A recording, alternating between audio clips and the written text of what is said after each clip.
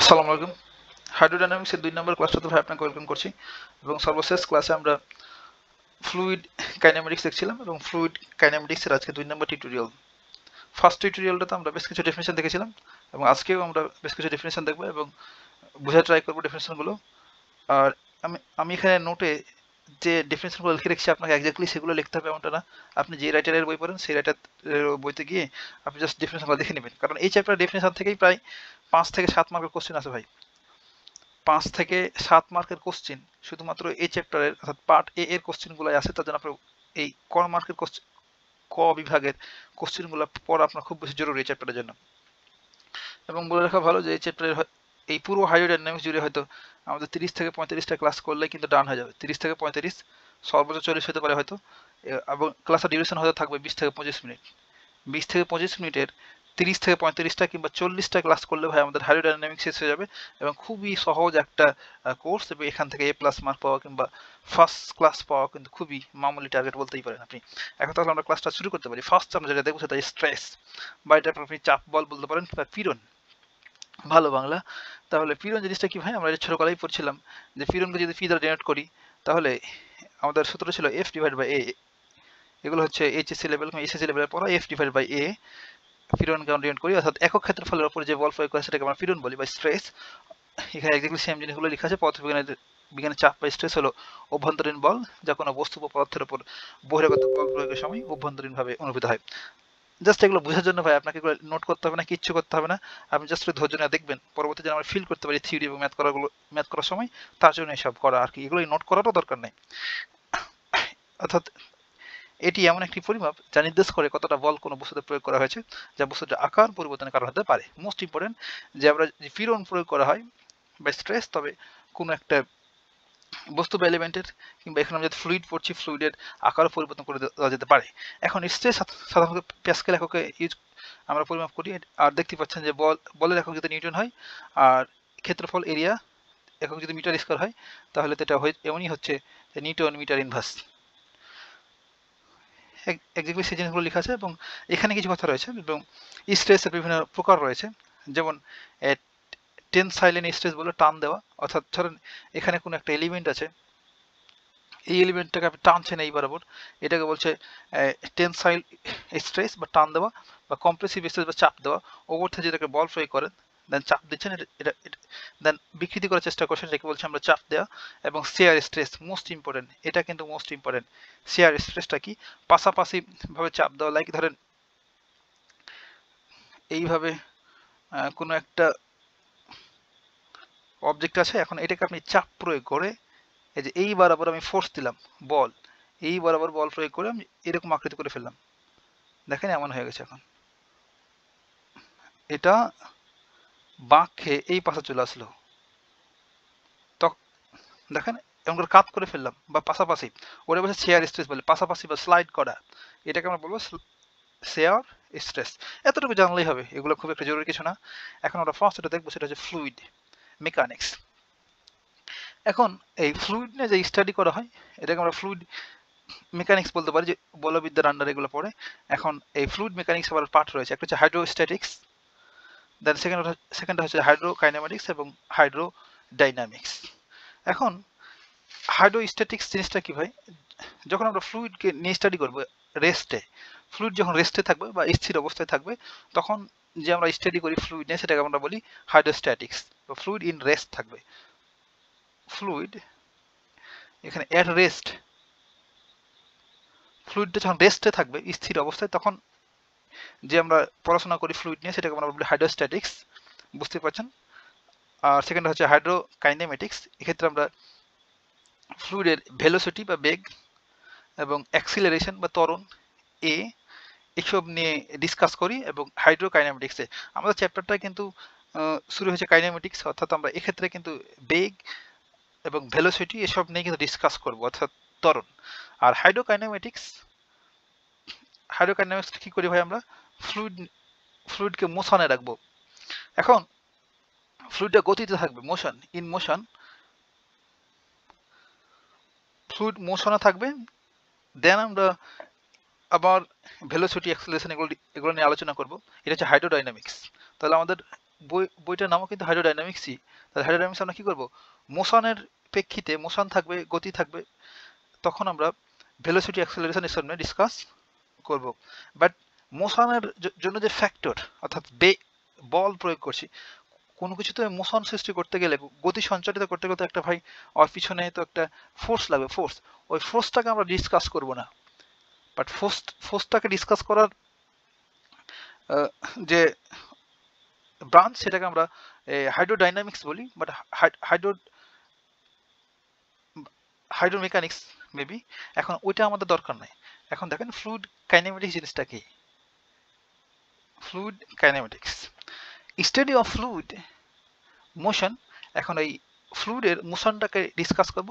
Motion বলতে velocity, acceleration এসবকে বোঝায়, without considering force. ফোর্সকে আমরা আমলে আনবো না, ফোর্স ব্যতি রেখে যখন আমরা এই ফ্লুইডের ভেলোসিটি, অ্যাক্সেলারেশন এগুলো ডিসকাস করবো, সেটাকে আমরা বলছি ফ্লুইড কাইনেমেটিক্স। আমাদের চ্যাপ্টারটার নামই হচ্ছে আজকে ফ্লুইড কাইনেমেটিক্স। এতটুকু আশা করছি বুঝছেন ভাই। এখন ফ্লুইড তো আমরা দেখলাম, এখন ফ্লুইড ফ্লো হয়। আর পূর্বের ক্লাসে দেখছিলাম যে যেটা ফ্লো হয় সেটাকে আমরা ফ্লুইড বলি। এখন ফ্লুইড যে ফ্লো হচ্ছে আর ফ্লুইডে যে স্টাডি, এগুলো আমরা কয়ভাবে করতে পারি। দেয়ার আর টু মেথড বা অ্যাপ্রোচ টু স্টাডি ফ্লুইড। আর ফ্লুইডকে নিয়ে পড়ালেখা করার জন্য দুটো অ্যাপ্রোচ আছে। ফার্স্ট হচ্ছে ল্যাগ্রেঞ্জিয়ান মেথড, দ্য সেকেন্ডটা হচ্ছে ওয়েলেরিয়ান মেথড। এখন দুটো মেথডের ভিতরে মোস্ট ইম্পর্টেন্ট হচ্ছে ওয়েলেরিয়ান মেথড। এটাই কিন্তু বাস্তবে আমরা সব ইউজ করি, এটা হচ্ছে ইজি। বাট এই ল্যাগ্রেঞ্জিয়ানটা এটা অনেকটা জটিল ও কঠিন, তার জন্য এটা অনেকটা ইউজ করা হয় না। তাও আমাদের দেখতে হবে। আর এগুলো কিন্তু পরীক্ষায় আসবে না, ল্যাগ্রেঞ্জ মেথড বা ওয়েলেরিয়ান মেথড, বাট এগুলো আমাদের এই স্লাইড তৈরি করার ক্ষেত্রে একদম ফ্লোটা ঠিক রাখতে, ব্যাপারগুলো ফিল করতে কিন্তু এগুলো আমাদের দেখা প্রয়োজন। আপনার নোট করার কোনো প্রয়োজন নেই, আপনি জাস্ট দেখবেন আর কি। এখন ল্যাগ্রেঞ্জিয়ান মেথডটা কি বলছে আমাদের ফ্লুইড স্টাডি করার ক্ষেত্রে। ইন দিস মেথড বা এই পদ্ধতিতে বা অ্যাপ্রোচে, এ সিঙ্গেল ফ্লুইড পার্টিকেল, একটা সিঙ্গেল ফ্লুইড পার্টিকেল দেবো, is taken and it's behaviour. এখানে এই বিহেভিয়ার বলতে কিন্তু আমরা ডেনসিটি অর্থাৎ ঘনত্ব, এক্সিলারেশন অর্থাৎ ত্বরণ, বেগ বা ভেলোসিটি এসব নিয়ে ডিসকাস করবো। Analyse at different section with respect two space. এখন স্পেসের রেসপেক্টে আমরা বিভিন্ন পয়েন্টে এসবকে তুলনা করব, যে পরিবর্তনটা ঘটছে কিভাবে, চেঞ্জটা দেখব।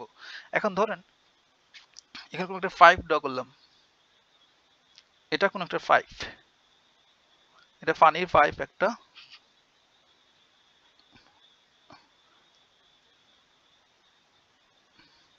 হয়েছে কোনো মতে পানির পাইপ। এখন ধরেন এই পাশ দিয়ে পানি ফ্লো হচ্ছে, তাহলে ধরলাম এখানে কোনো একটা পানির পার্টিকেল আছে বা কণা, এখানে এখানে। এখন এই পোর্শনে যখন পার্টিকেলগুলো ছিল, এখন এই পোর্শনটাতে যখন পানির পার্টিকেলগুলো ছিল, এইখানে ধরেন আছে পানির পার্টিকেলগুলো, তখন এরো দ্বারা ডিনোট করছি এমন করে, এখানে আছে শুরুতেই। আর এইটাকে বলছি আমরা, এখানে একটা স্পেস নিলাম না, এখানে একটা পজিশন, এইটাকে আমরা বলবো L1 লোকেশন বা স্থান। এখন কিছু টাইম পরে যখন এই পার্টিকেলগুলো এই পজিশনে, এখন ধরেন কিছু টাইমগুলো তো এখানে আর থাকবে না পার্টিকেলগুলো, ধরেন এখানে আসলো, এই পজিশনে যখন পার্টিকেলগুলো আসলো, এইটা এখানে আসলো, তারপরটা এখানে, এমন করে যখন আসলো, এখানে আসার পরও আমরা যে এই বিহেভিয়ারগুলো অর্থাৎ ডেনসিটি, ভেলোসিটি এগুলো ডিসকাস করব, যে কি পরিবর্তনটা ঘটছে। এইটাকে লোকেশন 2 বললাম। এমন করে করে আরো একটা পোর্শনে আসলো, যখন এখানেগুলো আসলো পার্টিকেলগুলো, তখন এখানে আমরা স্টাডি করব যে কি পরিবর্তনটা ঘটছে। অর্থাৎ একই সেম পার্টিকেল যখন একটা পাইপের মধ্যে যাচ্ছে, তখন পাইপের বিভিন্ন সেকশনে, বিভিন্ন পজিশনে আমরা দেখছি যে ভেলোসিটিটা চেঞ্জ হচ্ছে, না ডেনসিটিটা চেঞ্জ হচ্ছে, না অ্যাক্সিলারেশনটা চেঞ্জ হচ্ছে। এগুলো ডিসকাস করবো, যে স্টাডি করবো যে মেথড এটা, সেটাকে আমরা বলছি ল্যাগ্রেঞ্জিয়ান মেথড। এটা যদি আরো একটু ইজি করি, ধরেন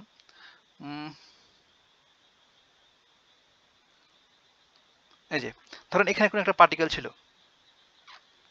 এই কণাটা যখন এখান থেকে গিয়ে এখানে আসলো, তখন অবশ্যই এখানে ডেনসিটি, এক্সেলারেশন এগুলো চেক করে দেখবো কি পরিবর্তনটা হচ্ছে। আর এগুলো যেহেতু এক্স ও জেড অ্যাক্সিস বরাবর থাকে, অর্থাৎ পরিবর্তনটা হয় এমন, এটা যদি এক্স অ্যাক্সিস হয়, এটা হচ্ছে ওয়াই অ্যাক্সিস, এটা জেড অ্যাক্সিস। তাহলে এই এক্স ওয়াই জেড অ্যাক্সিসের সাপেক্ষে এই কণাটার বা এই পার্টিকেলটার একটা কোঅর্ডিনেট থাকবে বা স্থানাঙ্ক থাকবে। এটাকে যদি আমরা বলি x1 y1 z1, তো ডেফিনেটলি এটা যখন এখান থেকে গিয়ে এই পজিশনে চলে আসলো পাইপের ভিতর দিয়ে, তোমরা এটা বলতে পারো এই পজিশনটা হচ্ছে x2 y2 z2। একইভাবে বিভিন্ন পজিশনে আসার সময় এদের কোঅর্ডিনেটগুলো বা স্থানাঙ্কগুলো চেঞ্জ হবে এক্স ওয়াই এবং জেড এর রেসপেক্টে। ধরেন এখানে যখন আসলো তখন এর স্থানাঙ্কটা হলো x7 y7 z7 ধরলাম, তো এমন করে চেঞ্জ হবে। এইভাবে যখন আমরা এই পার্টিকেলগুলো নিয়ে স্টাডি করি ফ্লুইডের, তখন সেই মেথডটাকেই বলছি ল্যাগ্রেঞ্জিয়ান মেথড। এতটুকু জানলে হবে, আর বেশি জানার প্রয়োজন নেই। আর সেকেন্ডটা হচ্ছে যে অয়লারিয়ান মেথড, মোস্ট ইম্পর্টেন্ট একটা মেথড, এটাই আমরা ইউজ করি। In this method certain section এবং ইন স্পেস, একটা সার্টেন সেকশনকে ধরে নেওয়া হয় ওই পাইপের মধ্যে, and the behaviour of the fluid, এবং বিহেভিয়ার বলতে তো বুঝতেই পারছেন যে আমরা অ্যাক্সিলারেশন, ডেনসিটি এবং ভেলোসিটিকে বুঝি, টেম্পারেচারও হতে পারে, তাহলে and fluid particles the passing through this section in analyse at different instant বলতে ডিফারেন্ট টাইমকে বোঝায়। We mainly use this approach in fluid mechanics. এখন এই অয়লারিয়ান মেথডটা কিন্তু টাইমের রেসপেক্টে হয় ভাই। এখানে to be noted most important কথা, যে with respect to time. Eulerian মেথডটা অবশ্যই টাইমের রেসপেক্টে আমরা মেজার করব। ব্যাপারটা কি, ধরেন একইভাবে যদি আমরা একটা আগের মতো করে একটা পাইপ ড্র করি, কোথায় গেল, আমরা সোজা করে ড্র করি,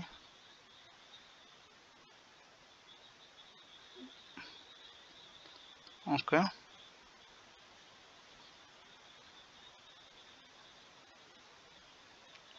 হলো কোনো মতে। ধরেন এটা কোনো একটা পাইপ, হায় রে,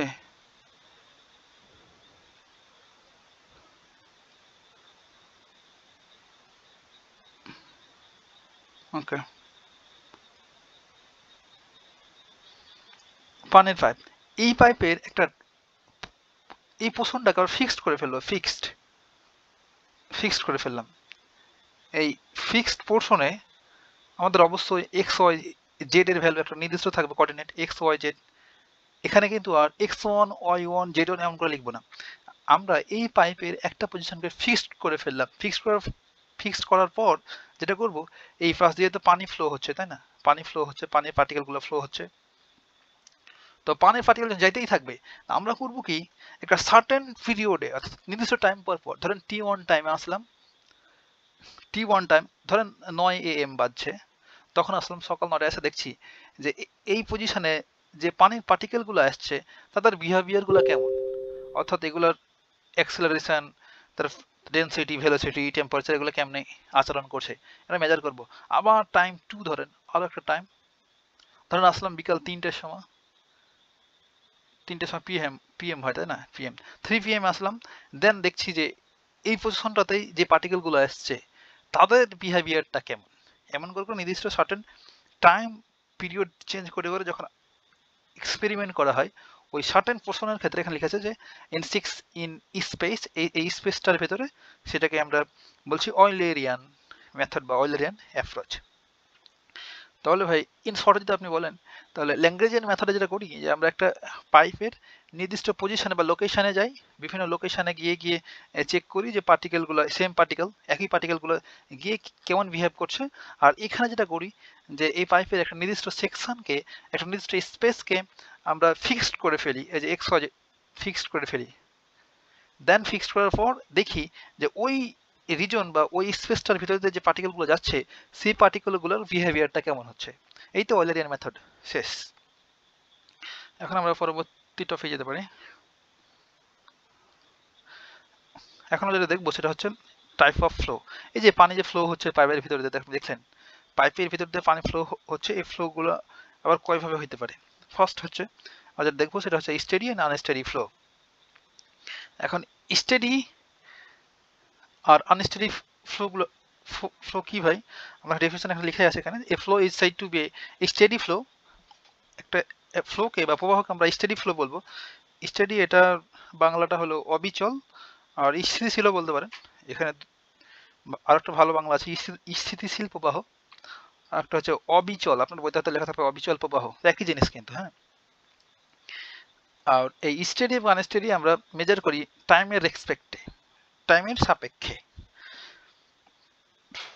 তাহলে ডিফারেন্সটা আমাদের এমন যে a flow is said to be steady flow, একটা ফ্লোকে বা প্রবাহকে আমরা স্টেডি বলবো বা স্থিতিশীল বা অবিচাল বলবো যখন দ্য ফ্লো বিহেভিয়ার, এই যে বিহেভিয়ার বলতেই কিন্তু আমরা ওই তো আগের মতো করে ডেন্সিটিকে বুঝি, ভেলোসিটিকে বুঝি, অ্যাক্সেলারেশনকে বুঝি, কিংবা টেম্পারেচার হতে পারে, such as the velocity, density, pressure, চাপ, temperature do not change with time, টাইমের রেসপেক্ট এগুলো চেঞ্জ হবে না, তবে সেটাকে আমরা বলবো স্টেডি ফ্লো। এখন যদি একটা এক্সাম্পল আপনাকে দেখাই,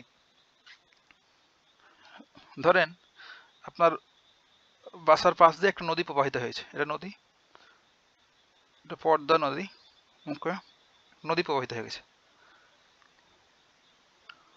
এখন ধরেন আপনি নদীর এই পাশটাতে গেলেন, দেন দাঁড়ায় আছেন, দেন আপনি লক্ষ্য করছেন, ধরেন সকাল 9টায় গেছেন, সকাল 9টায় গিয়ে আপনি দেখছেন যে এই নদীর পানিগুলো একটা সার্টেন বেগ নিয়ে, ধরেন বেগটা হলো 15 কিলোমিটার পার আওয়ার বেগে পানিগুলো চলছে। ধরেন আপনি এগুলো অ্যাজাম্পশন, হ্যাঁ, এই ধরলেন আপনি এই নদীর পানিগুলো 15 কিলোমিটার পার আওয়ার বেগে চলছে। আবার আপনি 10টা AM এ 10টার সময় চেক করে দেখলেন যে এই নদীর পানিগুলো আবার 15 কিলোমিটার পার আওয়ার বেগেই চলছে। অর্থাৎ এক্ষেত্রে টাইম যাচ্ছে, বাট আপনি এক্সপেরিমেন্ট করার পরও দেখছেন যে ভেলোসিটি, ডেন্সিটি বা ঘনত্ব, প্রেশার এগুলো কোনো কিছু চেঞ্জই হচ্ছে না টাইমের রেসপেক্টে। তখন আপনি এটাকে বলতে পারবেন স্টেডি ফ্লো। বাস্তবে কিন্তু স্টেডি ফ্লো বলতে কিছু হয় না ভাই, এটা হাইপোথিসিস বলতে পারেন, কারণ বাস্তবে চেঞ্জ হয়ে যায়, কিন্তু নদীর যে আকৃতি আর বিভিন্ন আঁকামাকা অবস্থায় হয়ে থাকে, দেন চেঞ্জ হয়ে যায় ডেন্সিটিগুলো, আর উঁচু নিচু কোনো জায়গাতে গর্ত, আবার কোনো জায়গাতে চর পড়ে আসে, তার জন্য এই স্টেডি ফ্লো কখনোই দেখতে পাওয়া যায় না বা রিয়েল লাইফে। এটা হলো কাহিনী। এখন তাহলে আমরা যদি ম্যাথমেটিক্যাল ডিফারেন্স দিতে চাই তাহলে বলতে পারবো এমন করে যে ডেল দ্বারা তোমার পরিবর্তন বোঝায়, তাহলে ডেল ভি, অর্থাৎ ভেলোসিটিটা চেঞ্জ হচ্ছে না, বেগের পরিবর্তন। ধরেন এই যে আমি 9টার সময় যখন আপনি মেজার করলেন বেগ, এটাকে যদি V1 বলি তাও 15 কিলোমিটার পার আওয়ার আপনি পাইলেন। আর 10টার সময় বা 10 AM এ যখন আপনি আর বেগ নির্ণয় করেছেন তখন এটাকে যদি V2 বলি তাও পেয়েছেন 15 কিলোমিটার পার আওয়ার, যেহেতু চেঞ্জ হচ্ছে না, আমরা স্টেডি ফ্লো বলছি। তাহলে এখন যদি এগুলোর ডিফারেন্স বের করি, ডিফারেন্স বলতে কি বুঝি ভাই, শেষটা থেকে আদিটা বাদ দিই, তাহলে V2 মাইনাস V1, তাহলে 15 মাইনাস 15, তাহলে কত হইলো, ইকুয়ালস টু 0 না? তাহলে ডিফারেন্সটা কত, 0। তাহলে আমরা ডেল দ্য ডিফারেন্স বুঝি, তাহলে del V divide by del T, অর্থাৎ টাইমের পরিবর্তনের সাথে সাথে, টাইম ছিল কয়, প্রথমে 9 দেন 10, 1 ঘন্টা পর আপনি দেখছেন যে বেগ সেমই আছে, 15 কিলোমিটার পার আওয়ারেই আছে, তাহলে সেজন্য আমরা লিখতে পারি হবে del V divide by del T equals to কত, 0, কোনো পরিবর্তন হয় নাই। আবার একইভাবে যদি আমরা এক্সিলারেশন এখানে মেজার করি তাও দেখবো কোনো পরিবর্তন হয় নাই, তাহলে del A divide by del T equals to কত, 0। আবার এখানে যদি আপনি ঘনত্ব মাপেন বা density, del rho divide by del টি টাইমের এক্সপেক্টে, তাও কোনো পরিবর্তন হয় নাই। আবার টেম্পারেচার মেজার করলে এমন হতে পারে del t divide by del t small t, কোনো পরিবর্তন নাই, এগুলোর পরিবর্তন সব 0, ইকুয়ালস টু 0, এগুলো ইকুয়ালস টু 0। এখন এই যে বেগ, ভেলোসিটি, অ্যাক্সিলারেশন, আবার ডেন্সিটি, টেম্পারেচার, এগুলোকে যদি আমরা ক্যাপিটাল পি দ্বারা ডিনোট করি তাহলে বলতে পারবো যে del P divided by del T পরিবর্তনটা কত, 0। আমাদের বইতে কিন্তু এভাবে লেখা আছে যে del P divided by del T equals to 0, যেখানে পিটা হচ্ছে বিহেভিয়ার, অর্থাৎ এখানে ফ্লুইডের বিহেভিয়ার। এটা হলো কাহিনী।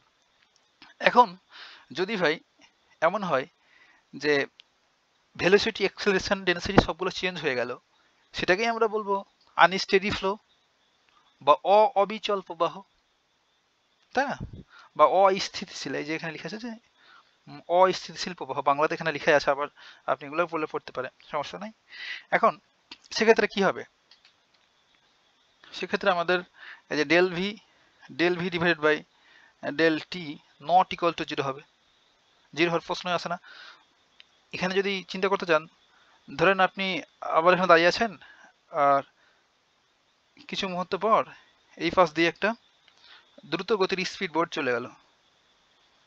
স্পিড বোর্ডকে আমরা ড্র করে হলে এমন করে ধরেন এটা স্পিড বোর্ড, দ্রুত গতির একটা স্পিড বোর্ড চলে গেল।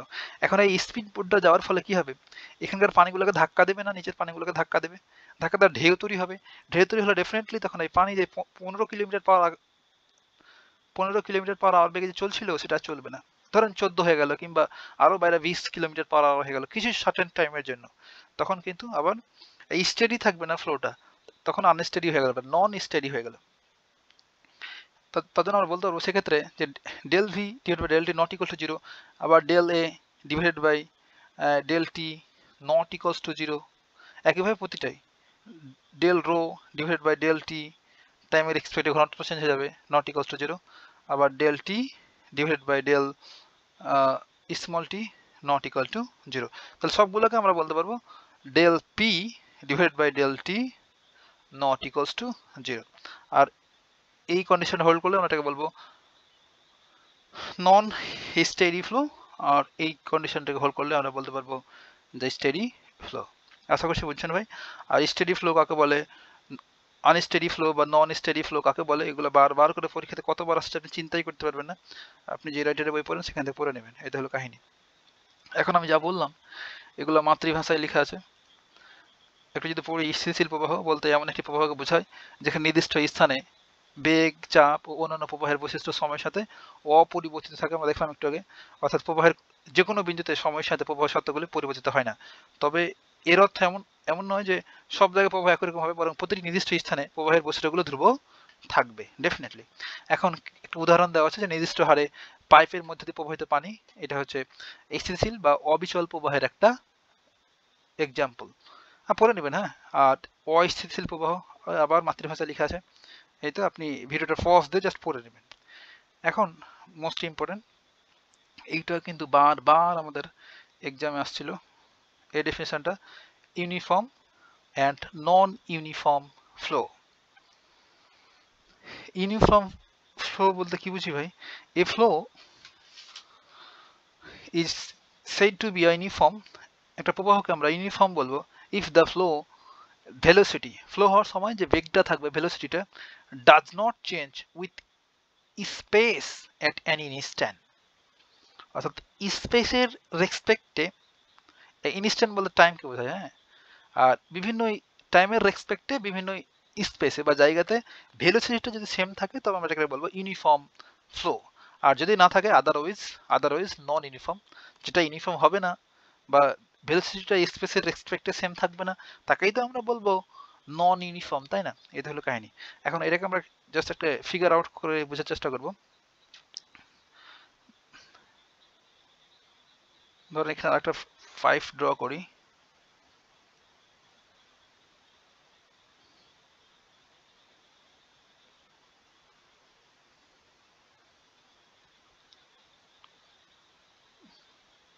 আর দুইটা 5 ড্র করলাম, তাহলে পানির 5 ডেফিনেটলি,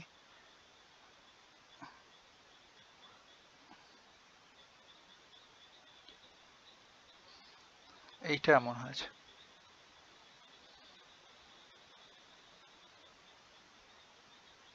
পানির 5, তাহলে এই ফাঁস দিয়ে পানিটা ফ্লো হবে।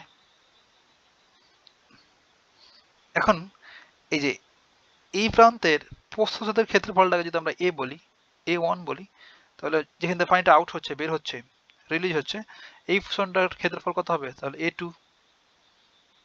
তাই না? এখন আমি বলেন তো এই প্রান্তের প্রস্থচ্ছেদের ক্ষেত্রফল যদি A1 হয়, ডেফিনেটলি এই প্রান্তের প্রস্থচ্ছেদের ক্ষেত্রফল A2, তাহলে দুটোই সেম না এক্ষেত্রে, যেহেতু সুষম একটা 5, তাহলে A1 ইকুয়ালস টু কত? A2। তাহলে এই ফাঁস দিয়ে যখন পানি ঢুকছিল তখন যদি বেগ V1 হয়, তাহলে এই পোর্শনে যখন পানি বের হচ্ছে তখন বেগটা যদি V2 বলি, তাহলে ডেফিনেটলি এক্ষেত্রেও V1 ইকুয়ালস টু V2 হবে। এখানে বলছে দেখেন, এখানে একটা স্পেস, এই স্পেসটাকে যদি A1 বলি বা এই লোকেশনটাকে যদি বলি ধরেন P বলছি, তাহলে এই লোকেশনটাকে কি বলবো? P1 হলে এই লোকেশনটা হচ্ছে P2, তাই না? কিংবা এটাকে X, এটাকে Z বলতে পারেন, কিংবা Y। এখন আমার ডেফিনেশন এটাই বলছে যে a flow is said to be uniform flow if the flow velocity, যে ফ্লো হওয়ার সময় ভেলোসিটি যে V1 আর এখানে V2, এটা নট চেঞ্জ হচ্ছে উইথ স্পেস, এটাকে একটা স্পেস P1, এটা হচ্ছে আর একটা স্পেস P2, এই এই p1 স্পেস দিয়ে ভিতর দিয়ে যখন যাচ্ছিল এই ফ্লুইডটা, তখন এর বেগ ছিল v1 এবং বের হচ্ছে তখন এর বেগ হচ্ছে v2। আর যেহেতু একই প্রস্থের ক্ষেত্রফল দা ঢুকছে আর বের হচ্ছে, তাহলে এদের বেগ সেমই থাকবে। তাহলে আমরা বলতে পারলে v1, আমরা বলতে পারবো v1 ইকুয়ালস টু v2। তাহলে বেগ সেমি থাকবে, তাহলে বলতে পারবো এটা ডেফিনেটলি হবে ইউনিফর্ম ফ্লো। এখন এমন যদি হয়, আপনি দেখতে পাচ্ছেন যে এখানে এটার প্রস্থের ক্ষেত্রফলটা কত হবে, এই যে এই প্রস্থের ক্ষেত্রফলটা যদি a1 বলি, তাহলে এই যে বড় একটা প্রস্থের ক্ষেত্রফল, এটাকে বলবো a2। তাহলে আপনি এখন বলেন তো এই a1 আর a2 কখনোই সেম হবে? সেম হবে না। a not equals two a2, এই দুটো প্রস্থের ক্ষেত্রফল সমান না। আর প্রস্থের ক্ষেত্রফল যদি সমান না হয়, তবে ভেলোসিটি বা বেগটাও কিন্তু চেঞ্জ হয়ে যাবে। এটার যখন ঢুকছিল ফ্লুইডগুলো, তখন বেগে যদি v1 বলি বা পানি ঢুকছিল, তাহলে বের হওয়ার সময় এই পাশ দিয়ে এটা বেগটাকে যদি বলি v2 বলি, তাহলে আমরা এক্ষেত্রে ডেফিনেটলি বলতে পারি v1 not equals two v2, কারণ প্রস্থের ক্ষেত্রফল সমান না। তাহলে এক্ষেত্রে দেখেন যে স্পেসের রেসপেক্টে, এটা একটা স্পেস এবং এটা একটা স্পেস বা স্থান, এর রেসপেক্টে ভেলোসিটিটা চেঞ্জ হয়ে গেছে, সমান না। তাহলে এক্ষেত্রে আমরা এটাকে বলবো যে নন ইউনিফর্ম ফ্লো। এখন আমি যা বললাম সে কথাগুলো এখানে মাতৃভাষা লিখা আছে আর কি।